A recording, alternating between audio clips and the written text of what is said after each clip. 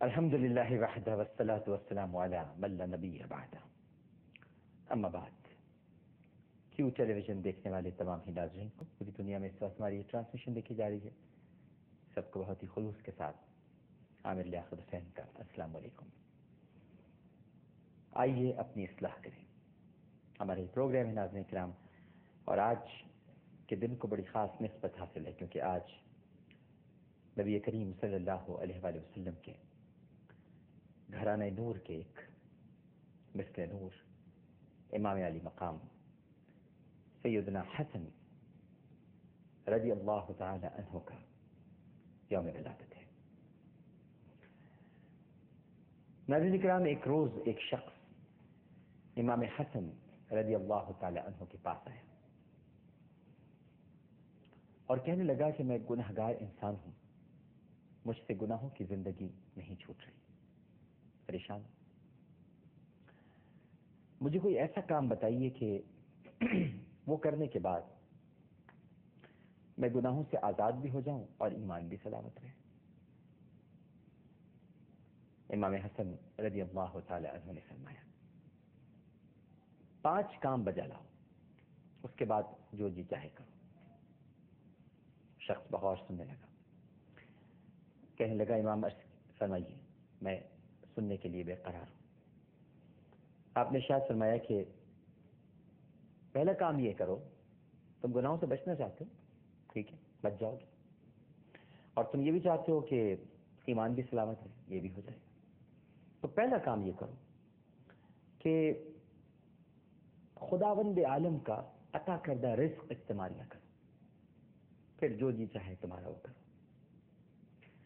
دوسرا کام یہ کرو کہ خداوند عالم کی سلطنت سے نکل جاؤ، دور چلے جاؤ کہیں، پھر جو جی چاہے تمہارا وہ کرو۔ تیسرا کام یہ کرو کہ کسی ایسی جگہ چلے جاؤ جہاں اللہ تمہیں نہ دیکھے، پھر جو جی چاہے وہ تم کرو۔ اور چوتھی بات یہ ہے کہ جب ملک الموت تمہاری روح قبض کرنے کے لیے آئیں تو ان سے کہہ دینا کہ ابھی آپ تشریف لے جائیے، میں ابھی نہیں چاہتا کہ میری روح قبض ہو، پھر جو جی چاہے تم کرو۔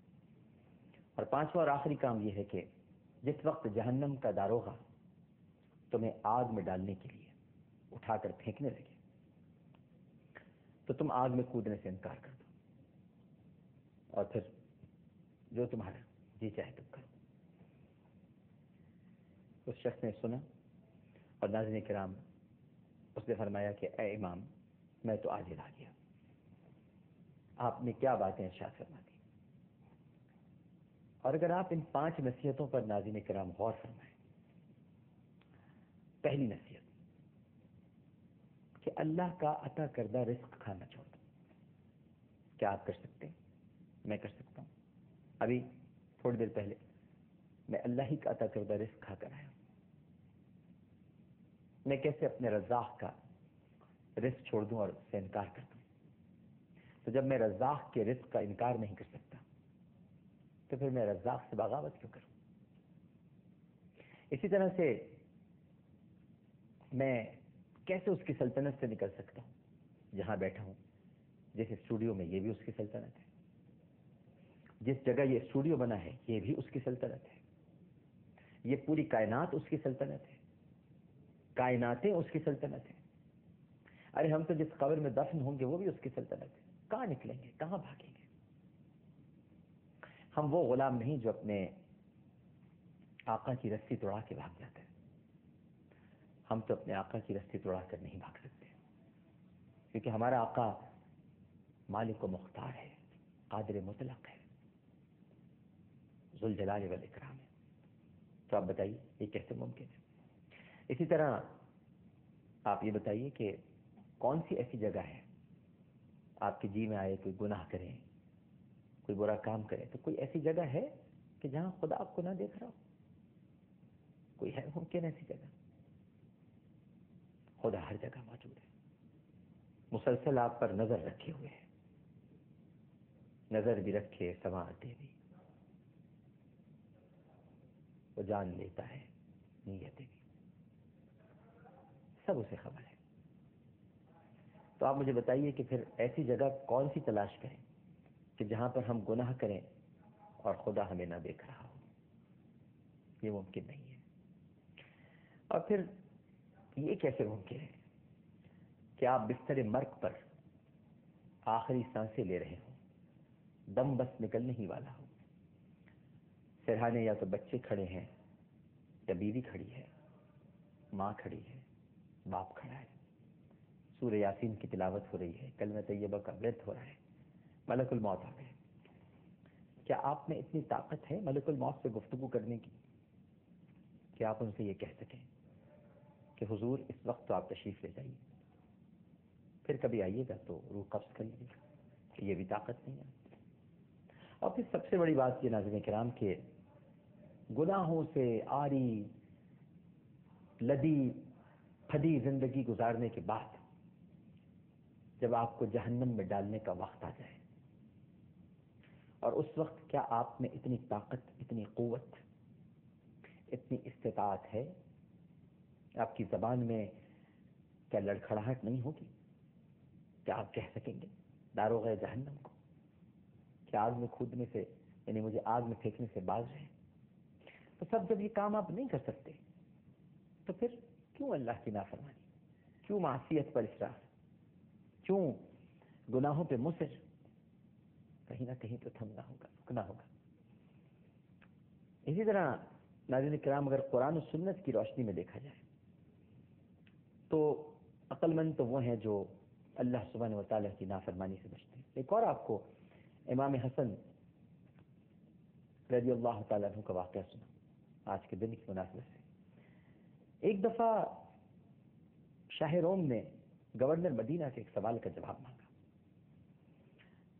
جب وہ جواب دینے سے عاجز آ گیا، یعنی اس کے پاس جب اس کا جواب نہیں تھا، تو اس نے اس مسئلے کو امام حسن رضی اللہ تعالیٰ عنہ کے سامنے پیش کیا۔ سوال یہ تھا، بڑا عجیب سوال تھا ناظرین۔ سوال یہ تھا کہ وہ 10 چیزیں کون سی ہیں جو جن میں سے ہر چیز ایک دوسرے پر غالب ہے۔ سیدنا امام حسن رضی اللہ تعالی عنہ نے بڑے تحمل کے ساتھ سوال سنا اور فرمایا کہ وہ 10 چیزیں جو ایک دوسرے پر غالب ہیں، وہ 10 چیزیں جو ایک دوسرے پر غالب ہیں، وہ یہ ہے کہ اللہ نے سب سے زیادہ قوی پتھر کو پیدا کیا ہے، مگر اس سے بھی زیادہ سخت لوہا ہے جو پتھر کو کاٹ دیتا ہے۔ کیا لیجیے؟ پھر فرمایا کہ اس سے بھی زیادہ سخت آگ ہے جو لوہے کو پگھلا دیتی ہے۔ اللہ اکبر۔ پھر فرمایا کہ آگ سے بھی زیادہ قوت والا، طاقت والا وہ پانی ہے جو آگ کو بجھا دیتا ہے۔ پھر فرمایا کہ پانی سے بھی زیادہ، یعنی ہر وہ چیز جو غالب ہے، اور فرمایا کہ پانی سے بھی زیادہ طاقتور، بہت زیادہ قوت والا بادل ہے جو پانی کو اٹھائے اٹھائے پھرتا ہے۔ اور فرمایا کہ بادل سے بھی زیادہ طاقتور وہ ہوا ہے جو بادل کو اڑائے اڑائے پھرتی ہے۔ اور اس سے بھی زیادہ قوت والا وہ فرشتہ رعد ہے جس کی ہوا محکوم ہے۔ اور پھر ارشاد فرمایا کہ اس سے بھی زیادہ سخت اور قوی ملک الموت ہے جو فرشتہ رعد کی بھی روح قبض کر لے گا، اور موت سے بھی زیادہ قوت والی وہ حکم الہی ہے جو موت کو بھی ٹال دیتا ہے۔ اب آپ بتائیے کہ کیا یہ 10 چیزیں 10 چیزوں پر غالب نہیں ہیں؟ تو وہ خاموش ہو گیا وقت اور چپ چاپ چلا گیا۔